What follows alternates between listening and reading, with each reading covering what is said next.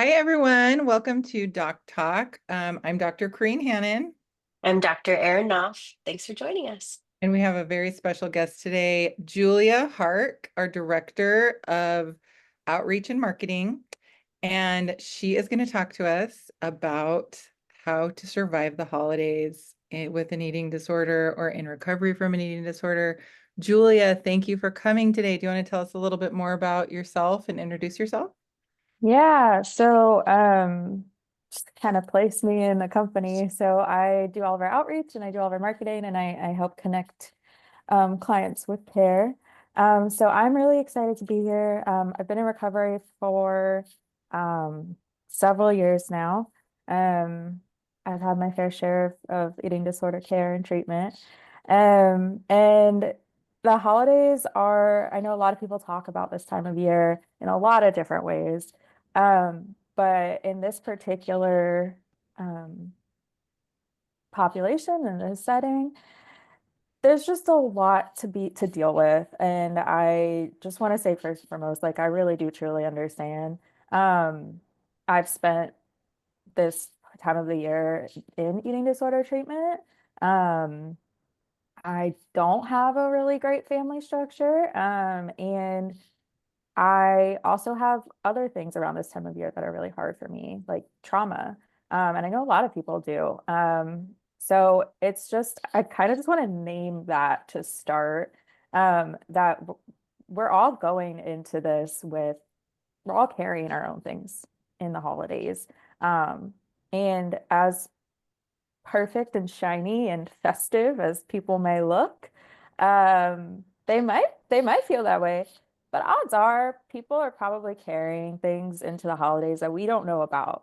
And odds are they're not as festive and jolly and holly as we perceive them to be. Um, yeah, I just kind of want to name that to start. I Yeah, love it. I think it's so fair to say, like, most of us are faking it, all the time. In some form or fashion, you know, just know that it's something that could be under the surface for anybody. Love it. Yeah. Yeah, one of my favorite podcasters from We Can Do Hard Things, they instead of calling it the most wonderful time of the year, they just call it the most time of the year, Oh, which yeah. I really like that because it's like even if you have the privilege of not having a bunch of trauma or loneliness or grief that you're dealing with at the holidays, you at least have stress. And stress itself can be like really all-consuming, but it's very, very common that people have very, very tender and delicate feelings or relationships or lack of relationships. And then the holidays that just gets amplified because it's the most time of the year. So one of the things in preparing for this that we were talking about that you did such a beautiful job explaining is that something that's been really helpful for you is to have like no obligations. And can you expand on how that's helped you navigate the holidays? Yeah, I think that there's just a lot of cultural and societal expectations and arbitrary obligations that arise at this time of year. You might feel obligated to spend it with family or to make a certain meal or eat a certain meal or do a certain celebration or tradition. Um, you're only you can set your own obligations. And I know that sometimes that might feel hard and there might be things that you really do just have to do depending on whatever situation you're in. But as much as you can, try to think about like, okay, but what am I actually obligated to? What do I actually have to do? And odds are there's a lot of things that you probably don't have to necessarily do. So set your own expectations. Um, if you even want to. Mhm. Um, for me, like growing up, there was this obligation to like spend time with family, and like we would all go to my cousin's house, and there was always like certain meals, and people would make certain things, or we'd all dress up. And as I got a little bit older, I realized like most of us didn't want to be there. Like my mom would just like kind of slip to me that like, you know, oh, I don't want to go spend like the holidays at so and so's house or whatever. And at first I was kind of like, oh, that's weird. And then I kind of realized like, okay, no, it's just like obligation to do certain things. Um, and then as I got older and I was started dealing with more trauma or my eating disorder, um, a lot of things, as I'm sure many people know, like when you start recovery, you start eating disorder care, like kind of everything comes up and it's all just like in front of you. And you have to just kind of deal with it and like figure out where to go and who to go to and what to deal with. And the holidays was a particularly difficult time of year because you're dealing with all those things and then there's these other obligations. So set your own expectations. If you want to go to church on Christmas Eve, like, okay, go to church on Christmas Eve. Um, but maybe you want to go to a different church that you feel like you're more of a part of, or if there's like a expectation to eat a certain meal at Christmas, if you really just want to try to enjoy that time with family and you feel like eating that certain thing or doing that certain thing might cause you more stress and more anxiety, then maybe don't do that right now. And remember that in terms of the meals, like this is not the only time of year that you can eat those things. Um, there's this weird, like, I don't know, belief that like Christmas or Hanukkah or whatever it might be, like you can only eat those foods at this time of year. The same thing goes with Thanksgiving. And that's not true. You can make that whenever you want. Yep. So, Mhm. if you are struggling with the fact that you weren't able to enjoy like a Christmas meal, I've certainly been there. That I wasn't able to enjoy like a dessert or something, and then I got in my head about it, and then it just got even worse because I was like, I'm so stressed, and then I'm stressed that I didn't get to enjoy something, and then I feel like it's over and that I don't have that chance anymore, and it's just like a spiral. Um, I can always make it again later at any Yeah, point. And then I can have it then. And it honestly might be a better experience then because I'm having it on my totally. own time with people that I actually want to spend time with. Um, I mean, February could really use some zhuzhing. February, March, like that period, we all get yeah. into that slump. So why not spread out the love and the joy of, the holiday traditions that you do love to Mhm. any of the other 11 months? Yeah. Free game. Free game. Yeah. And, Julia, what you were just saying about, getting really clear on what you want to do to celebrate, to not celebrate, really getting clear on what you feel like you have an obligation to do to the people you love and things that you're just no longer going to do out of obligation and love with yourself, to me really highlights the evolution with an eating disorder, because an eating disorder is really about disconnecting you from yourself. It disconnects you from your cues. It disconnects you from your actual internal states, as well as getting to know yourself. And one thing the holiday can throw into full focus is like, how do I honor myself while also trying to navigate all the communal expectations, cultural expectations, familial expectations, religious expectations, whatever applies or doesn't apply. So it kind of throws like it into really sharp relief. And it gives you an opportunity to continue to mine for, how do I connect with myself and honor myself while navigating this holiday or tradition or difficult period of time. So, Mhm. your recovery really is about reconnecting with yourself and learning who you are and maturely like putting boundaries around that. And a holiday can be a great place to practice that, as it sounds like you've had experience with. Yeah. And also to that point, with the expectation of it being like most wonderful time of the year, um, I kind of like grimace at that because, like you said, it's just the most time of year. Even if you don't celebrate anything, or even if you don't have any particular like traditions or anything at this time, like there's still all of that happening around you. And so you still might feel like obligated to participate in it. But part of recovery, at least for me, a big part was I've learned how to feel again. Mm. I was so incredibly numb during my eating disorder. And a big part of my treatment was just like learning to have feelings again. And not just the unpleasant ones. not just sadness and anger, but also joy. I still have issues feeling like the more pleasant emotions. I still feel guilt around that.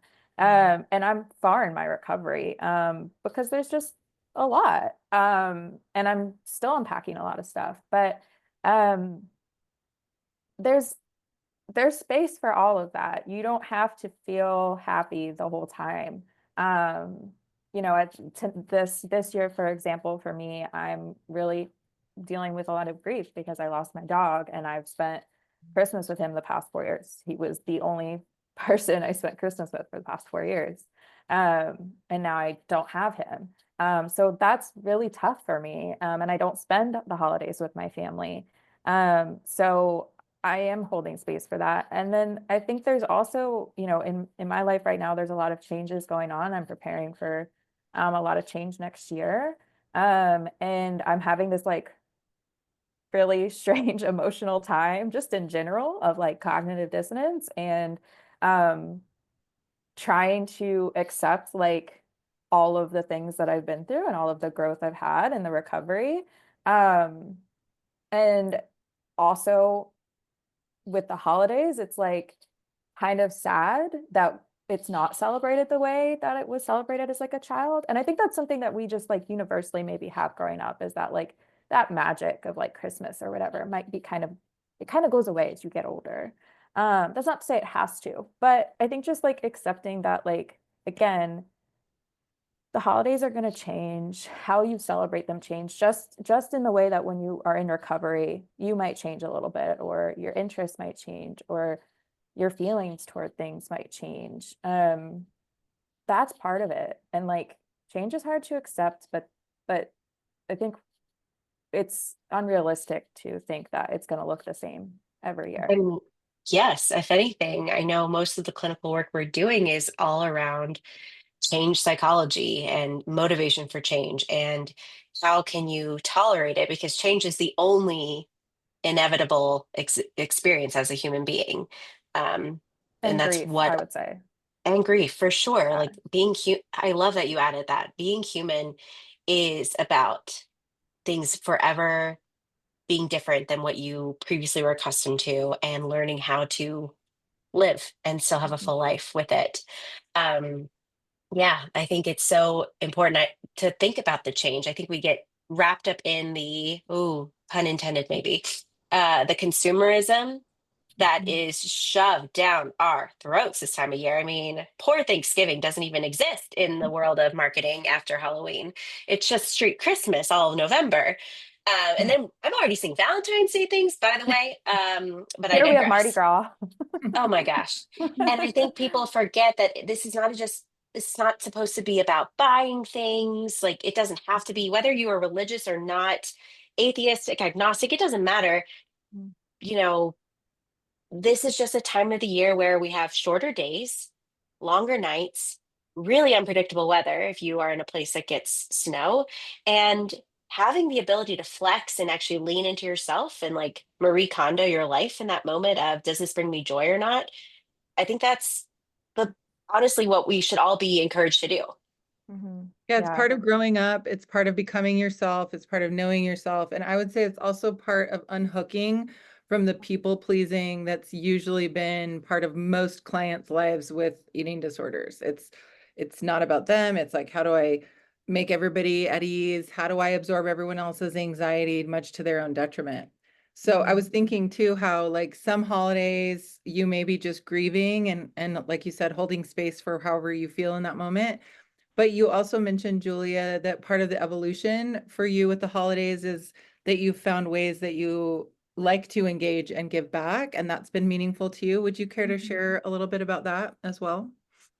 Yeah, you know, one of the things I think about, or when I first started kind of celebrating the holidays on my own, it really wasn't my choice. It was during COVID and I couldn't fly back to be with family. And it was particularly difficult. I mean, that was a tough time for everybody. And it really was just me and my dog. And it was really sad. There was, you know, it was really heavy. It was hard to deal with. And then the next year when I decided I wasn't going to spend time, the holidays with my family out of self-care, preservation, I realized, okay, well then maybe this is like a time that I can use to help other people or to just be in community with the people around me that maybe are going through similar things, or maybe they aren't able to celebrate the holidays the way they want. So I can use the time that I have, instead of being alone, and I can allow myself to be sad, absolutely, or whatever I'm feeling. And I can use that time to kind of give back. So there's a children's hospital very close to my house. And every year I kind of reach out around this time to see if I can, volunteer at all, because I think about like kids in hospitals around this time that don't get to celebrate the holidays the way they do, because that was something I had to experience. Mhm. We spent, my brother was really sick when I was growing up. He still is, and we spent Thanksgiving in the hospital visiting him. Mm. And I remember we had to like create a whole Thanksgiving meal in like the hospital cafeteria. And my parents really tried to make it special. And like the hospital did too. It was a children's hospital, they do put a lot of effort into that. But the rest of my family didn't come. And it was hard, and we pretended like it was okay, but it was tough because, we were trying to be there for him, but then it everyone else just seemed to kind of go on around us. And I was dealing with an eating disorder at that time secretly. So, I think just finding ways to be selfful. Mhm. Um, there's nothing wrong with being selfish. I kind of think of selfful as you're doing it for yourself, but also it can be up for other people, if that makes sense. You had talked about going Beautiful. to the shelter and like walking dogs. Mhm. Perfect. Mhm. Yeah, it Yeah. was like animals, children in hospitals, old folks home. Lots of people are lonely and needing care. Mhm. And if you feel up for it and if it's Yeah. meaningful and helpful to you, not as like a moral obligation, but it really can help you feel more like yourself and connect with yourself if you're in community. You said that so beautifully. Like we really do need people, and the need that people and animals have in our community is never ending. And so if Mhm. you have the energy and you want to have some sort of a communal experience, that's a great, I loved that feedback from you, that that's one of the ways that you now celebrate the holidays, is finding ways to kind of give help or volunteer work or just find something meaningful in the season. Mhm. I really, really loved that idea that if you're up for it, that can help pull you out of a funk potentially, Mhm. you know, Yeah. or at least just not be alone. Oh, that was another thing that you mentioned that I thought was really powerful, is the not being alone piece. Would you mind saying more about that? Yeah, so one year I was in treatment during Christmas time. I had been in treatment for a while at this point, and I had become very close with the folks that were in that the care with me. And we had like prepared for Christmas. We had done like kind of mock holiday meals to kind of practice in a safer environment. Which if you can do that, maybe you do it with your provider, like great. I mean, that was super helpful for me just to kind of like realize that like this is a meal like any other meal. Like it doesn't have to have this like really intense emotion or expectation around it. You don't have to like, there's this weird expectation that like this is the only time you can eat it. And so there might be a feeling of like wanting to binge this food. That doesn't have to be the case. So if you can practice it with people that you feel safe with, that might help. But anyways, And you don't have to binge it because, as you said before, you don't have to restrict it the rest of the year. You can have it anytime your heart desires. right, right. But something that the folks I was in treatment with that we kind of talked about was like, um, even though we weren't spending the holidays physically together, we were with our respective families or friends. We were going through it together, just separately. And so remembering again that like you're not alone, even if you are physically in a space where you don't necessarily have support there or people that understand what you're going through.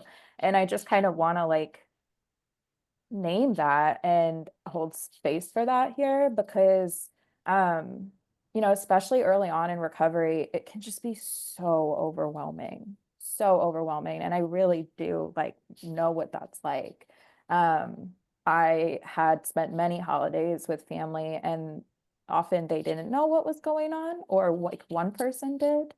Um, and they just did not understand the gravity of what I was dealing with. And to them, it was just like, well, just eat it, or well, you just don't have to eat it. Like and it was just so like insensitive.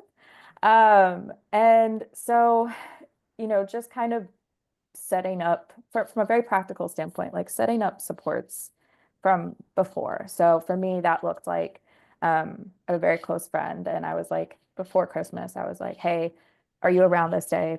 Is it cool if I text you if I need you? She was like, yep, no problem. And so I knew that I could step out and text her and she would be there. Um, or planning like self-care things before or after a celebration or a family event. I'm a big pop culture nerd. I love watching movies. I do have favorite holiday movies I like. And so like planning, okay, after this like very stressful family meal or something, I'm gonna go home and watch this. Like honestly by myself. And I'm just gonna like vibe. And just kind of like reconnecting with yourself. And again, reminding yourself that the holidays you can make them what you want. And in terms of your recovery, if this year doesn't look like how you want it to, if you're still feeling like, damn it, like I really wish I wasn't struggling so much right now. Um, First of all, I hear you and I get that. And it's really hard to not be where you want to be or to feel like you're never going to get there. Um, but again, remember like every part of recovery is change and part of like holidays is change. So just because you're not there this year doesn't mean you won't be there next year. And honestly, if you want to have another celebration like in February, March, because that you are in a better place and you want to have Christmas in March or something, by all means, go for it. You ever heard Christmas in July? Like, um, you can do what you want with the holidays, and remember that like you are not alone in these struggles, um, even if you're not with people that get it. Oh my gosh, so well said. There's so much to talk about with what you just said. But I think it's really beautiful to think of like self-care bookmarks, like before and after an event that you feel like might be dysregulating or destabilizing. Also, um, like you can create rituals. Like I have a new ritual for the holidays for me where I watch the extended Lord of the Rings. Yes. Oh my gosh. I love rewatching a series like that. Right? And like Yes. there's elves and snow. It's very holiday. Okay. Mine's Harry Potter, I will say for the holidays. I rewatch almost all of Harry I Potter. watch Harry Potter for Halloween. But anyway, the point being, you can create your own rituals if you would Yeah. like to. Again, no obligation to create rituals, but make them meaningful and fun for you, like a movie that you love, or like there's beautiful light displays in around every corner of every city during this time of year if you're into that, or if you want to go somewhere, like just making it your own. And then Mhm. another thing you said, Julia, that really stood out to me is like when people, the vast majority of folks really don't understand much about eating disorders. And so they may not mean to, but they make very insensitive and triggering comments like just eat it or just don't eat it. And I always like to remind people that's just as insulting as saying something like just cheer up to a depressed person or just calm Mm, down to an yes. anxious person. Like if something that simple were helpful, they would have figured that out on their own by now. It would work. It would Yeah, work. it would have worked a long time ago or the first time. And so just to remember that these are very complicated illnesses that people might be navigating, including trauma and stress and expectation, and just to be sensitive and kind and maybe like curious and supportive instead of kind of blurting out simplistic answers that may be hurtful Mhm. even if you don't mean to. And then Yeah. attached to that is this is a very highly probable time of year for people to make food and weight and body comments that can be very, very disorienting and dysregulating. And Mhm. you can work with your team and just like you were saying, practice, rehearse ways to stop that conversation in its tracks or back out of that conversation. Like my go-to is like you can always just say, I have diarrhea and go to the bathroom. Like as Oh my inappropriate as that gosh. is, it gets you out of Yeah. this conversation, right? Yeah. And like, you don't have to be that extreme, but you can have that in your back pocket as an extreme escape mechanism, like pulling an emergency exit or something. Yeah. But then you can also say, like, you can change the subject. You can say like, oh, I prefer not to talk about bodies or food, but like, are you reading any good books? Like, change the subject or gently just like unhook yourself. And we have lots of good ideas for how to do that, just to keep yourself well and safe and boundaried as well as you can. And Yeah. if you're watching this and you're not someone who is struggling or has a history of struggling with an eating disorder, I hope you're paying attention to these things that are so normalized in our culture as appropriate, polite conversations and comments when absolutely not. Absolutely not. It is Yeah. actually never okay to comment on someone's body. You have no idea what that person is going through. You have no idea if what you're going to say is going to be harmful. And even if you think it's complimentary, just keep it to yourself. New rule for the rest of your life. Don't comment on someone's body. Don't comment on children's bodies changing through puberty. Oh my gosh, you've gotten so big, you've grown up so much. No, cut it out. Cut it out. We all know their bodies are changing. Move on. Don't comment on someone's plate. Don't allow relatives to gossip about, oh my gosh, have you seen so and so? She looks different. Like, no, make sure you are an ally in this movement to not only protect those that are most vulnerable, but to really protect those that are vulnerable and don't even know it yet. Yeah. Yeah, and especially for folks that feel like they look different in their recovery. Maybe you haven't seen a family member in a long time since you were, more unwell, and now you're further in recovery. Maybe you do look a little bit different. You might feel really self-conscious about that. And I've been there, and it does, you might feel like everybody is looking at you. First of all, people are more interested in themselves. Like, truly, people are not paying Yes. attention to the people around them as Doesn't much as they're stop. paying attention to themselves. So Two, true. just remind yourself like why you are in this place now, and what it means for you to be in this place, and maybe look a little bit different, or feel different. They might not get it. They might have all kinds of wild comments and thoughts about why you look the way you do. That's their business. Yes. How somebody feels about somebody else is their business. One of my favorite things I was ever told in treatment was someone's reaction is more of a reflection of them than it is of you. So just kind of ground yourself in that. And I know we're at the end here, but I also just want to just say, again, at this time of year too, there's a lot of talk about like the new year and the end of the year and how was your 2024 and what are all the things you did or didn't do, blah, blah, blah. You can tell I really care about that. But again, it doesn't have to be like a year of growth or a year of transformation or like all this stuff. It's whatever Consistency and stability. whatever Things you don't have to want it to change. be. Whatever Yeah, you want to celebrate, you can. Whatever you don't want to celebrate, you don't have. totally. Like, truthfully. I'm just going to So if celebrate Lord of the Rings. That's my only plan. that's fine. So if you're hearing the common thread here is you're not alone. There are other people going through this. So even if you feel physically alone or emotionally alone, you're not.